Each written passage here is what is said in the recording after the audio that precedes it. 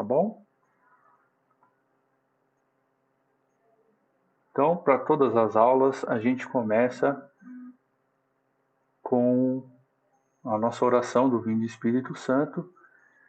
Vamos começar. Estaremos reunidos e permaneceremos em nome do Pai, do Filho e do Espírito Santo. Amém. Vinde, Espírito Santo, encheis os corações dos vossos fiéis e acendei neles o fogo do vosso amor. Enviai o vosso Espírito, e tudo será criado, e renovareis a face da terra. Oremos. Ó Deus, que instruíste os corações dos vossos fiéis com a luz do Espírito Santo, fazei que apreciemos retamente todas as coisas, segundo o mesmo Espírito, e gozemos sempre da sua consolação, por Cristo, Senhor nosso. Amém. O tema da aula de hoje é o sudário, o Santo Sudário, né? O Sudário de Turim.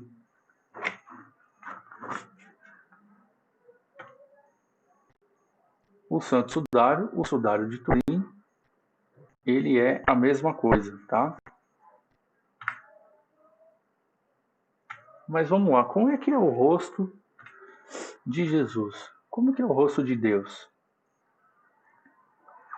E eu convido vocês agora a apenas ouvir, se você puder, fechar os seus olhos.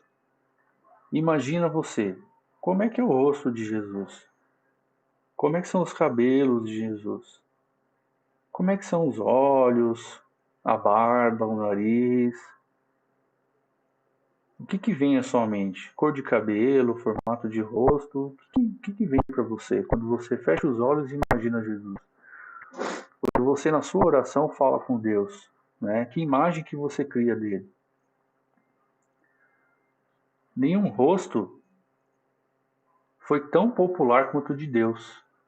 Nenhum rosto foi tão popular quanto o de Jesus na história da humanidade, na história, toda a história datada, escrita, retratada, divulgada, não existe rosto mais popular na história do que o rosto de Deus. E nós temos registro desse rosto.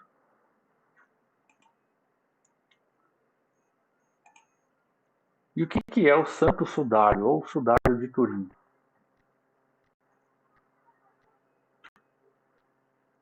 O Santo Sudário é um lençol antigo de linho, com trama no formato de espinha de peixe, é típico da época de Jesus. Mede 4,36 m por 1,10 m, pesa quase 1 kg, pesa cerca de 900 gramas. E a palavra sudário designa um pano, uma espécie de lençol utilizada para envolver cadáveres, uma mortalha de linha muito fina. Conhecido como lençol de Turim, sudário de Turim, pois há muitos séculos encontra-se na cidade de Turim. Por isso que o Santo Sudário, ou Sudário de Turim, faz referência ao mesmo pano, ao mesmo tecido.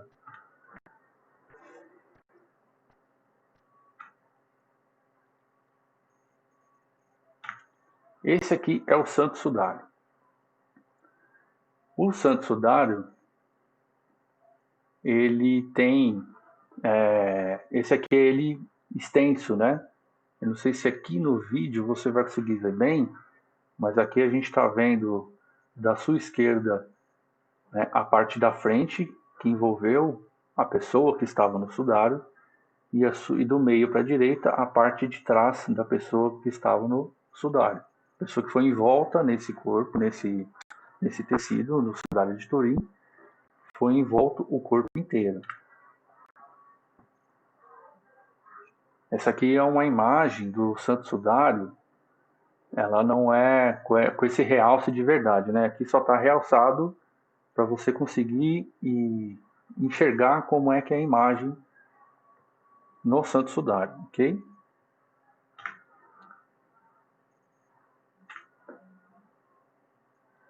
Agora eu vou passar uma parte histórica sobre o sudário. Uma linha do tempo, ela não é documentada. Essa linha do tempo, ela não tem prova documental, prova histórica de que ela é verdadeira. Por volta do ano 35 após Cristo, né, acredita-se que estivesse com algum apóstolo ou com alguma das santas mulheres.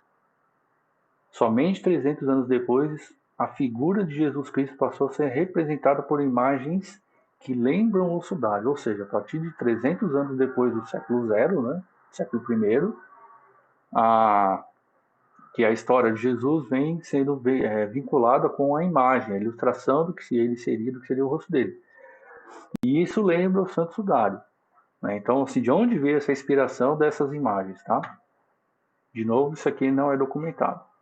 No ano de 1544, em Edessa, conserva-se a imagem dobrada, aparecendo somente o rosto. No ano de 640, descobriu-se que o bispo francês Arculfo o venerou em Jerusalém. Até o século VIII permaneceu em Jerusalém. Até o século XIII, aproximadamente em Bizâncio. E no ano de 1147, Luís VII, rei da França, durante sua visita a Constantinopla, venerou o sudário. No ano de 1204, estava em poder do último imperador de Constantinopla, Balderino II. De 1241 a 1357, da Turquia para a Europa, provavelmente através dos Templários.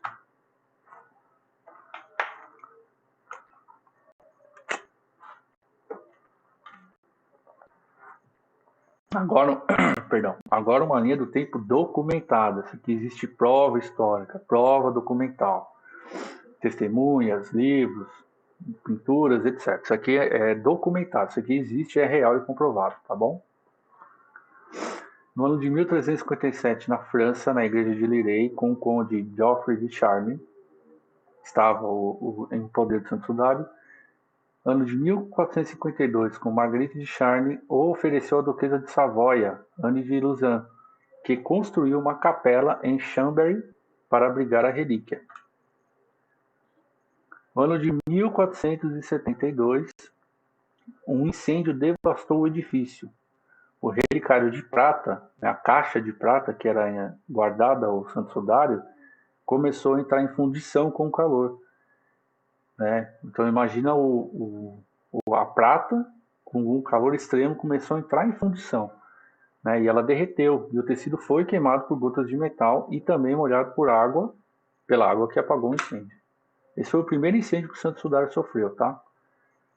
No ano de 1503, a imagem foi posta à prova, foi fervida em óleo para ver se dissolvia a imagem que estava ali, né? Se aquilo fosse uma pintura, se aquele era um manto santo, se era algo real, o que aconteceria se fervesse em óleo, né? Ia ficar igual e etc. Né? A imagem não saiu nem sofreu alteração. No ano de 1532, a igreja de Chambéry, outro incêndio, segundo incêndio na mesma igreja. Novamente, o cofre de prata que guardava o sudário começou a entrar em fundição. Algumas gotas de prata atravessaram o sudário. De novo, segundo incêndio.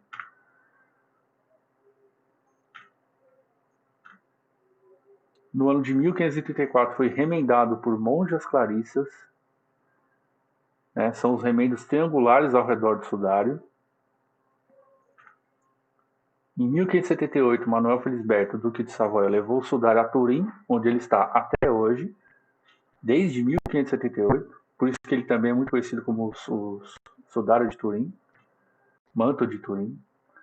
Em 1898, foi fotografado pela primeira vez na história por secundopia. Esse aqui é um fato muito importante. Pela primeira vez na história, ele foi fotografado. A gente volta nisso mais à frente. Em 1973, o Papa Paulo VI deu o sudário à consagração pública. A partir de então, a Igreja Católica admitiu sua veneração. Em 1978, a exposição do sudário por 43 dias, submetida aos exames científicos pelos melhores cientistas da época. A Igreja permitiu que o sudário fosse examinado cientificamente. A gente também vai chegar ali bem a fundo mais à frente. Vai vasculhar bastante essa parte aí. É uma característica minha também, muita explicação, não sou cientista, mas uma explicação técnica, muito científica, a ciência comprovando a fé. Vocês vão ver. Em 1980, o Papa João Paulo II beijou o sudário. Em 83, com a morte do monarca Humberto II, em 18 de março, passou a ser propriedade da Igreja, por desejo e testamento do monarca. Em 97, o terceiro incêndio sofreu o sudário. Aconteceu ao sudário e ele nada sofreu.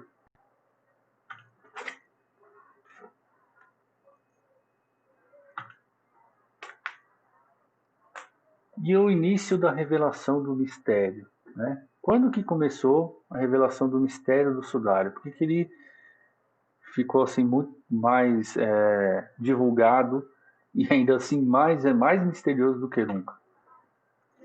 E em 1898, durante as celebrações do aniversário da Constituição Italiana, o sudário foi exposto como parte da festividade. Era um prêmio, né? Uma relíquia, né? Uma barganha, uma ostentação. Né? Foi ostentado. Um fotógrafo amador, um advogado italiano Secondo Pia, conseguiu autorização para fotografar pela primeira vez na história o sudário de Turim, que na época era propriedade do rei da Itália Humberto I da Casa de Savoia, por ostentação. Essa essa imagem que você está vendo aqui é o negativo da foto do sudário. Por que isso aqui é tão importante? O negativo da foto do sudário é o positivo da imagem real. Deixa eu ver se eu consigo te explicar isso melhor. Quando você faz o negativo da imagem do sudário, ela sai positiva. Aqui tem um exemplo bacana. Ó. A foto de cima, à esquerda, é a foto do sudário. É a foto normal, o positivo da foto. A foto à direita é o negativo do sudário. O negativo transforma a imagem em positiva. Embaixo você tem uma foto, um exemplo de uma foto normal, e à direita dela o negativo dessa foto normal. Está vendo a diferença aqui? O negativo de uma foto normal é o que a gente vê, o negativo a gente está acostumado a ver, né? Quem tem aí um pouco mais de 30 anos já chegou a lidar com essa questão do negativo, né? Tirava as fotos, ficava com o negativo, poderia tirar uma cópia dela, né? Não tinha foto digital. O que isso significa? Primeiro ponto aqui do mistério. Por que começou a revelação do mistério? Esse negativo que se torna positivo, isso é impossível de ser reproduzido na natureza. Tá? Só existe um caso na história de um positivo, de um negativo de uma foto, na verdade, ser o positivo da imagem real. Qual que é esse único caso que existe na história? É a foto do Santo Sudário. Não é possível reproduzir isso hoje em dia. Tá? Nem hoje em dia, com a tecnologia que a gente tem, não é possível fazer uma reprodução desse tipo. Tirar uma foto minha e fazer o negativo dela se tornar um positivo. Né? Só numa edição de computador, mas aí você está criando, é falso.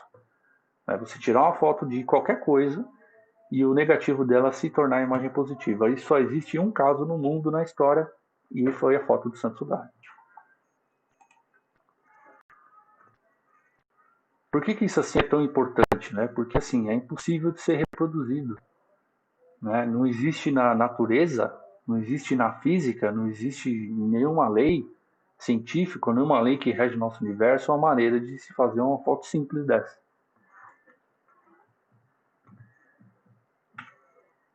Testes científicos de 1978. Em 1978, 40 dos maiores cientistas do mundo, e desses 40, apenas 4 eram católicos, hein? 40 dos maiores cientistas do mundo e apenas 4 deles eram católicos. A maioria eram cientistas da NASA. Eles iniciaram o projeto STURP, né? Que é o projeto de pesquisa da mortalha de Turim. Esse projeto envolveu 40 toneladas de aparelhos de pesquisa, 120 horas de coletas de material e medições, 100 mil horas de estudos posteriores, 600 horas de observação por microscópio, 5 dias de acesso total ao sudário. Acesso total. Puderam pegar, manusear, passar numa máquina, passar na outra, tirar um pedaço do sudário, fazer teste químico. Foi total, acesso total. 40 cientistas, os melhores cientistas do mundo naquela época, só 4 eram católicos, tá bom? Resultado da análise: não foram encontradas nenhuma partícula de corantes, mesmo quando ampliado 50 vezes. Não existe pigmentação de cor no sudário. A imagem não é pintada, não existe tinta nela, mesmo ampliado no microscópio 50 vezes. Você não encontra partícula de tinta nela. Se fosse uma pintura, sofreria avaria pelos incêndios. Ainda mais pela fervura no óleo também. A imagem se formou, olha esse resultado aqui, por meio de luz e calor. A imagem se formou por meio de luz e calor. Uma luz extremamente forte, extremamente quente, imprimiu a imagem no sudário. Essa luz, isso aqui é o resultado científico, hein? Não sou eu que estou falando. Essa luz, ela é semelhante a uma explosão atômica. Então veja você, para imprimir a imagem no sudário, isso é o resultado científico dos 40 maiores cientistas naquela época, a maioria da NASA. Uma luz e calor tão intensa, semelhante a uma explosão atômica, imprimiu a imagem no sudário. Caso único na história, né? Óbvio. O cientista que comandou tudo isso, o Dr. John Jackson, ele recebeu a missão de submeter uma imagem do Santo Sudário no aparelho VP-8. O que é o aparelho VP-8? É um aparelho da NASA, que ele é o mesmo aparelho usado para fazer a topografia de Marte, por exemplo, né? Então, submeteu o sudário de Turim nesse aparelho. Qual foi o resultado? Esse tecido, se tivesse sido pintado, não poderia ter sido pintado numa área plana, né? Então, quase impossível você pegar e pintar algo que não está em algo plano, né? Característica única no mundo de novo, mesmo tentando reproduzir, não é possível. A única característica do Santo Sudário, não consegue ser pintado em superfície plana. E qual que foi as informações que o aparelho VP-8, né, o mesmo usado em Marte, quais são as informações que ele trouxe, os resultados? A imagem do Santo Sudário, ele é uma imagem em duas dimensões, né? Você está vendo... Deixa eu pegar um exemplo aqui. Vou pegar um exemplo...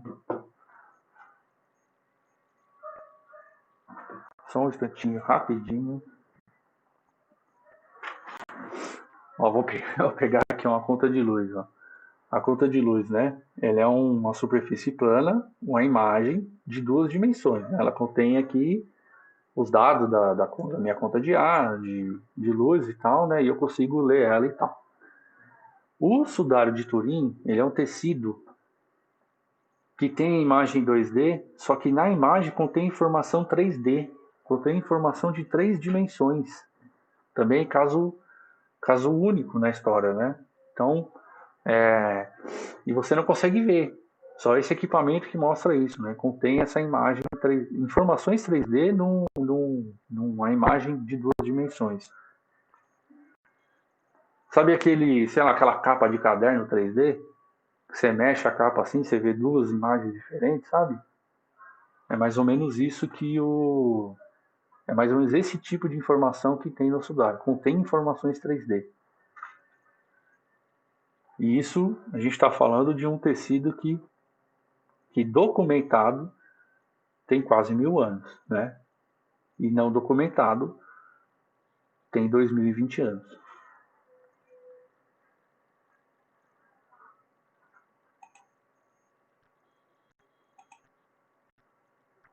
Eu vou continuar falando sobre essa informação que já passei para vocês, né? 40 toneladas de aparelho, 120 horas de coleta de material.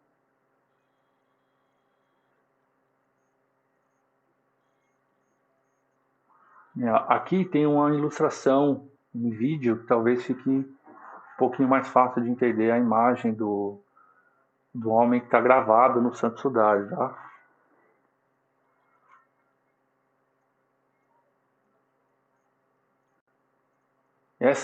O Santo Sudário, o homem que está no Santo Sudário, as informações ali anatômicas dele mostram que é um homem que foi crucificado. É um homem que estava... Ele tem marcas de crucifixão.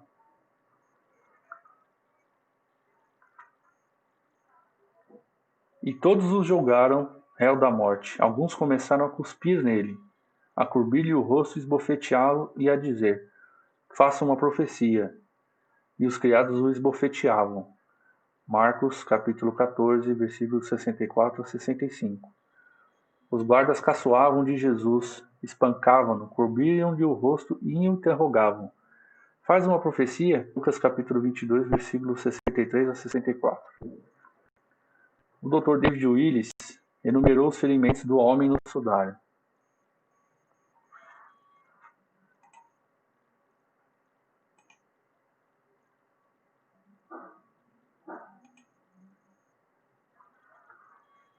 Inchaço em ambas as sobrancelhas, pálpebra direita rasgada, grande inchaço sobre o olho direito,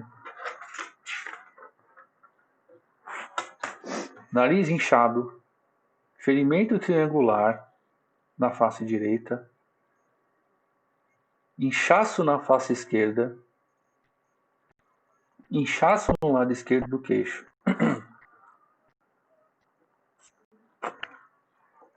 Das feridas de flagelação, contou-se mais de 100. Os sinais de açoites eram tão numerosos sobre o peito e a ventre que somente pode achar um espaço mínimo do tamanho da cabeça de um alfinete que foi livre de golpes. Isso aqui é resultado científico, tá? Conclusões científicas das análises no sudário. Provavelmente mais de 70 espinhos da coroa atravessaram e um rasgou-lhe a pálpebra. Sinal de que o homem do sudário teria carregado um objeto nas costas. Isso aparece no sudário, está impresso nele. Né? Um ombro mais baixo, tal, machucado, isso está impresso no sudário. Então, existe o sinal de que o homem do sudário, teria carregado um objeto pesado nas costas. Ficou evidente que os pregos atravessaram um punho e não as mãos, contrariando as representações artísticas mais antigas e, de acordo com a atualidade, sob a anatomia, para ser possível segurar um corpo na cruz. Né? Já faz um tempo que isso foi desmistificado, que não dá para... Se tivesse sido crucificado preso com os pregos, né, pelas mãos, as mãos não suportariam o peso do corpo e teriam rasgado as mãos, e o corpo teria caído.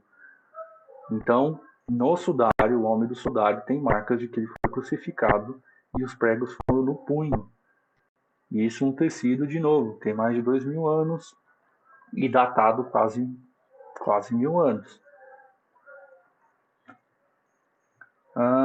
Na época da crucificação, era quebrado as pernas, né? Como é que a pessoa não morria apenas crucificada, né? Eram quebrado as pernas da pessoa e ela, naquela posição de crucificação, ela tinha que ficar em pé, né? Forçando o pé para tentar ficar alto, né? E isso fazia, né? Quando não conseguia segurar o próprio peso por muito tempo, descia, deixava o peso sobre os punhos. Isso fazia com que se pressionasse os pulmões e a pessoa não conseguia respirar. Então era assim que o crucificado, se ele não fosse morto pelos ferimentos, era assim que ele morria. Quebravam as pernas e ele morria asfixiado, porque a pressão no pulmão, a caixa torácica fechava e o pulmão não conseguia fazer o seu trabalho de ventilação, não conseguia respirar. O homem no sudário não teve suas pernas quebradas.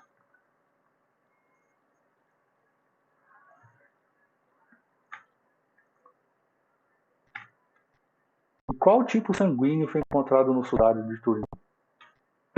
Perdão, gente. Sangue tipo AB. Esse sangue tipo AB, ele é o mesmo encontrado nos milagres eucarísticos. Se eu não me engano, já teve aula aqui de milagre eucarístico e toda a prova científica da análise científica feita em cima dos milagres eucarísticos comprovam que aquele tipo de sangue é um sangue tipo AB, né? E aí no milagre eucarístico, todos do ventrículo esquerdo, que é uma válvula do coração, se eu não me engano, que ela entra quando o corpo está em crise, né, em extremo adrenalina, né, no caso de um açoite, um espancamento, o ventrículo ele fica, ele trabalha mais forte, né?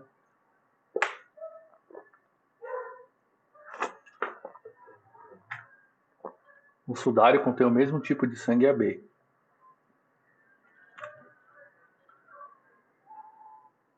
E em 1988 houve o polêmico teste carbono 14. O teste carbono 14 é um teste científico que conforme esse elemento é encontrado no que for ser feito o teste, né, um tecido, um metal que seja, consegue datar de que ano aquele tecido foi feito, de que ano que ele sofreu qualquer coisa, de que ano que surgiu o que está sendo analisado através do teste de carbono 14.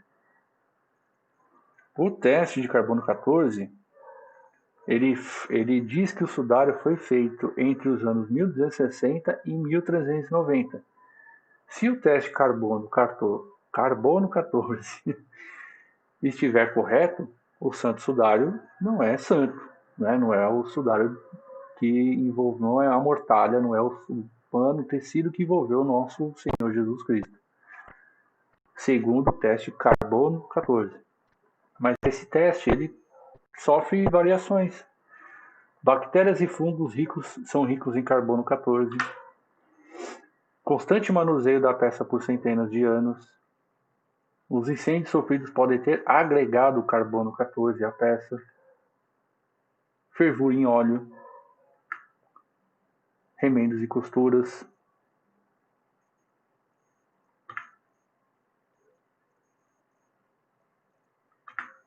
Ou seja, o santo sudário ele foi constantemente na história manuseado e sofreu várias avarias, né? E ó, aqui nesse vídeo você vê aonde foi retirado um pedaço do tecido do santo sudário para se fazer o teste do carbono 14. Né? Foi lá no cantinho, lá na pontinha do tecido. E aí você pode ver que na história como ele é retratado, ó, né? O santo sudário sendo visto, manuseado, ostentado, ó lá, com as mãos nele. Isso aqui é retrato histórico. Fora a documentação datada de que ele foi costurado, ele foi remendado, que ele passou de uma mão para outra, que ele sofreu um incêndio. Então, tudo isso agrega carbono 14 ao tecido. Por isso que é um teste polêmico e não pode ser levado assim tão a sério, né? Aqui uma foto de como era manuseado, tá vendo? Esse tipo de coisa pode ter agregado carbono 14 e ter sido responsável por ter sido datado desse ano aí, né? Que, que eu não acredito. Vamos lá. E o sudário de Oviedo? Então a gente está aqui falando de dois sudários, né? Um tão importante quanto o outro, com suas diferenças, bastante diferenças, mas vamos lá. Sudário de Oviedo, esse é o sudário de Oviedo. Né? O sudário de Oviedo teria sido o tecido que envolveu a cabeça do homem do sudário, a cabeça de Jesus após a crucificação, após sua morte. Dados históricos do sudário de Oviedo. É um pedaço de tecido medido aproximadamente 84 por 53 centímetros. Desculpa. Tanto na tradição e estudos científicos afirmam que o pano foi usado para cobrir e limpar o rosto de Jesus após a crucifixão. O sudário estava na Palestina até pouco antes do ano de 614, quando Jerusalém foi atacada e conquistada por Cosroes II, não sei se é assim que fala. O rei Afonso II construiu uma capela especial para o peito, chamada Câmara Santa, mais tarde incorporada na catedral.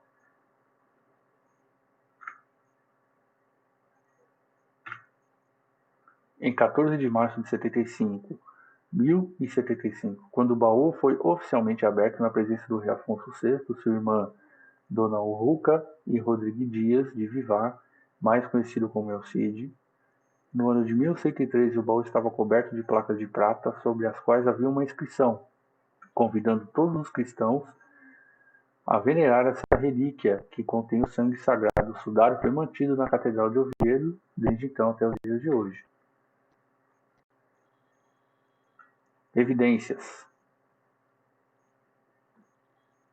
O homem cujo rosto do sudário cobria morreu em posição ereta, ou seja, crucificado. As manchas consistem em uma parte de sangue, 6 partes de fluido de um edema pleural. Esse líquido se acumula nos pulmões quando uma pessoa crucificada morre de asfixia. Então, sangue e edema pleural estão no sudário de Oviedo. O pano não estava enrolado inteiramente em volta da cabeça, porque a face direita estava quase tocando o ombro direito.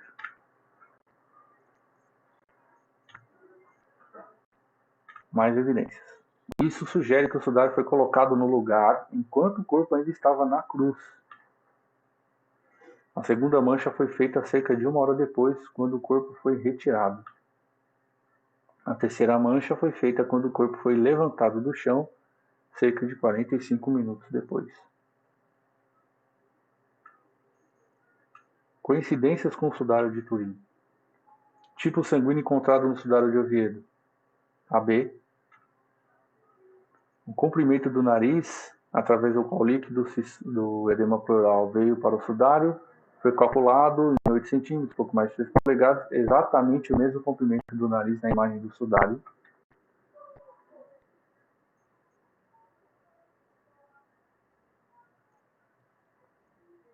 Uma pequena mancha também é visível proveniente do lado direito da boca do homem. Essa mancha dificilmente é visível no sudário. Mas o Dr. John Jackson, usando o VP8 e aprimoramento de fotos, confirmou sua presença, o mesmo equipamento que faz a topografia de Marte. As feridas espinhosas na nuca também coincidem perfeitamente com as manchas de sangue no sudário.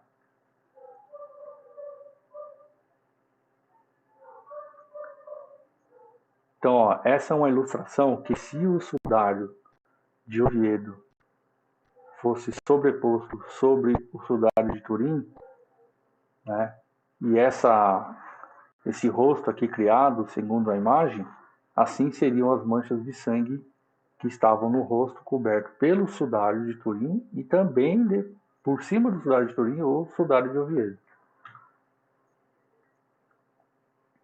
No Evangelho de João, capítulo 20, versículos de 6 e 7. Simão Pedro, seguindo-o, também subiu, entrou no sepulcro e viu o tecido de linho no chão, e também o pano que tinha estado sobre a cabeça dele. Este não era como tecido de linho, mas enrolado em um lugar por si só. João claramente diferencia entre esse pano do rosto menor e o sudário, o linho maior que envolvia o corpo. Tá? Está no Evangelho a descrição desses dois tecidos. Desculpa, gente.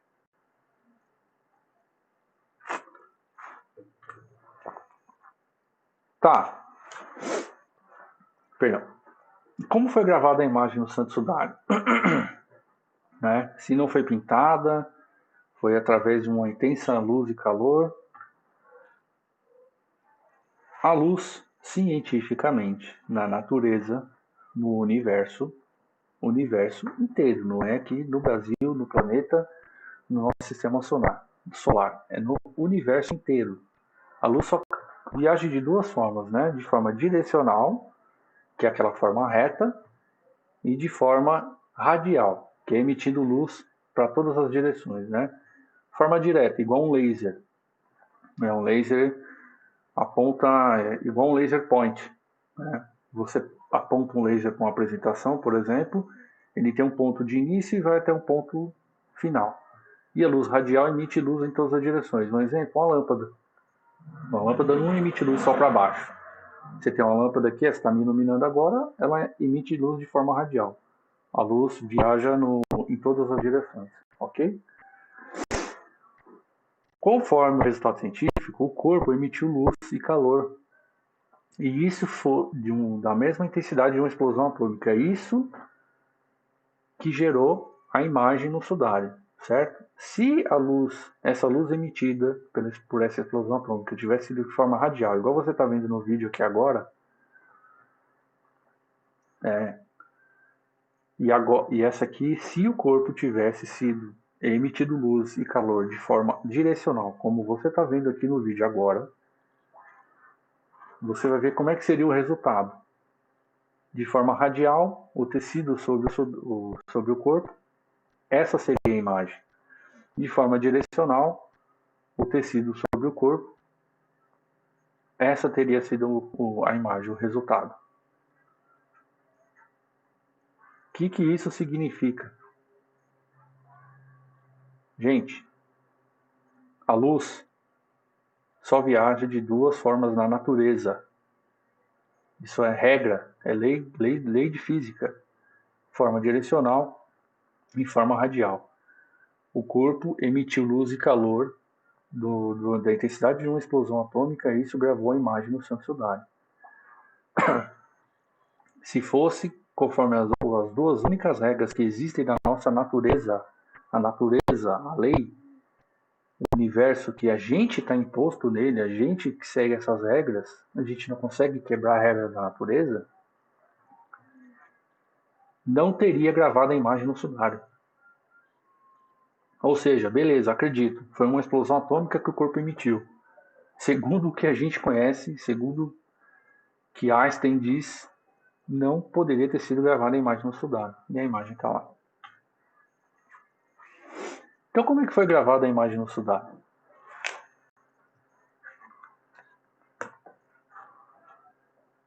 Aqui no vídeo você vê uma ilustração, né, uma representação de como teria sido gravada a imagem no sudário. Tá? Eu vou deixar rolando e vou te passar algumas informações. A imagem é impossível de ser reproduzida até mesmo nos dias de hoje. Como que um artista da Idade Média faria uma pintura em negativo se nem existia a máquina fotográfica? Só foi existir 500 anos depois. A imagem emite calor até hoje.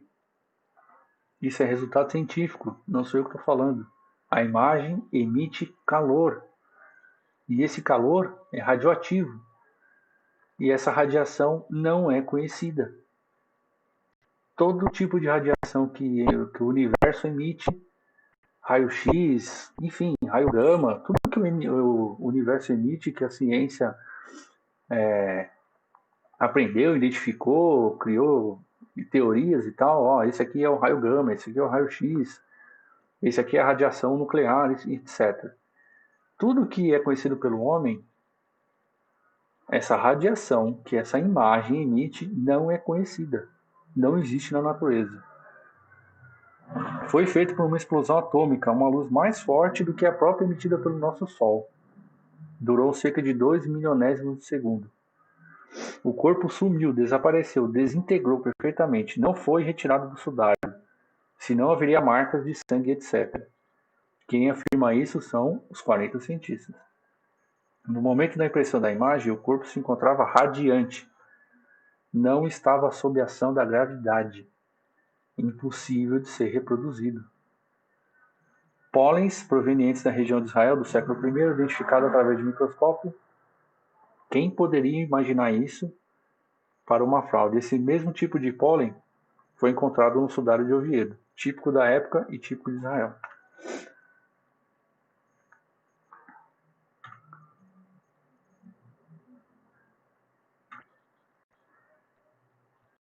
Beleza, dito tudo isso, né, passei uma parte assim bem, bem técnica, os resultados científicos.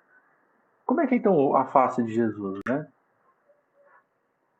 Jesus é retratado na história de forma semelhante, né? Esse de cabelo comprido, cabelo médio, com barba, né? Uma pessoa de pele clara, né? Assim ele vem sendo retratado na história. E aí de novo, lá no começo da apresentação você imaginou, eu pedi para você imaginar o rosto de Jesus e veio uma imagem, né?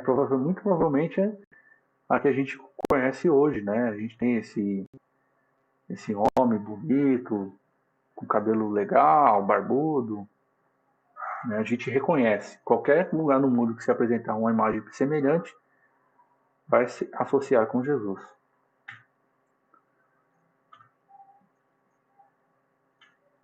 Mas, então, como é a face de Jesus, né? Se na época não tinha câmera fotográfica, não tinha filmadora, como é que é então a face de Jesus?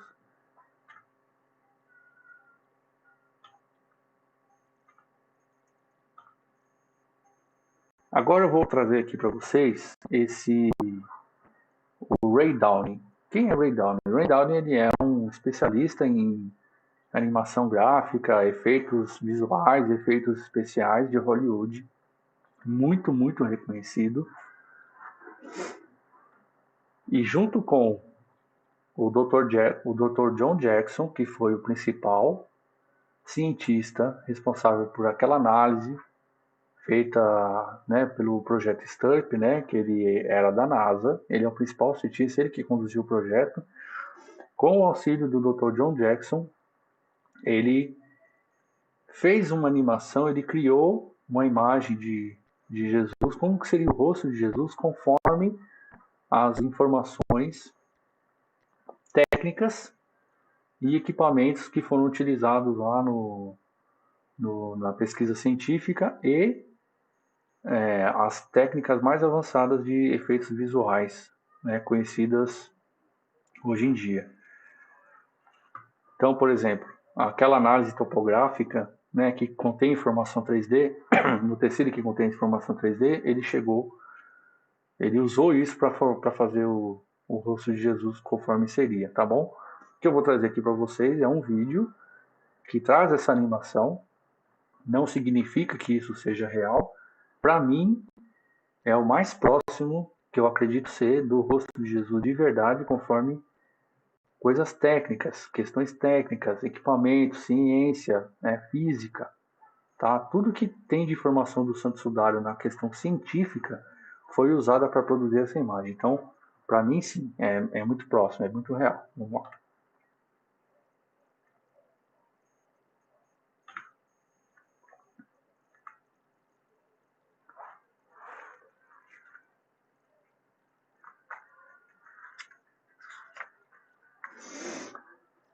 O rosto de Deus, ele quebra a natureza, ele quebra o mundo físico, une o mundo físico e o mundo divino. O reino de Deus é a prova de que Jesus era humano e divino ao mesmo tempo. Une a ciência e a religião. Já disse que existe ciência e a ciência só existe porque ela é de Deus. O Santo Sudário é a prova do milagre, a prova de Cristo ressuscitado, da vitória física do amor de Deus por nós, mais importante artefato religioso da história. Em qualquer parte do mundo, todas as pessoas reconhecem o rosto de Jesus, mas a verdade é que ninguém sabe como ela é. A aula está encerrando, e o que eu quero dizer? Se você acredita em Deus, se você acredita em Jesus, o Santo Sudário é a prova física impossível de ser recriado, com mistérios até hoje, que nem a radiação que não existe na natureza, a imagem emite calor, tudo que contém esse mistério que a ciência não consegue explicar. Por quê? Para mim, o momento que Jesus é Deus, Jesus quebrou a natureza, venceu a morte. Jesus venceu a morte para nos dar a vida eterna.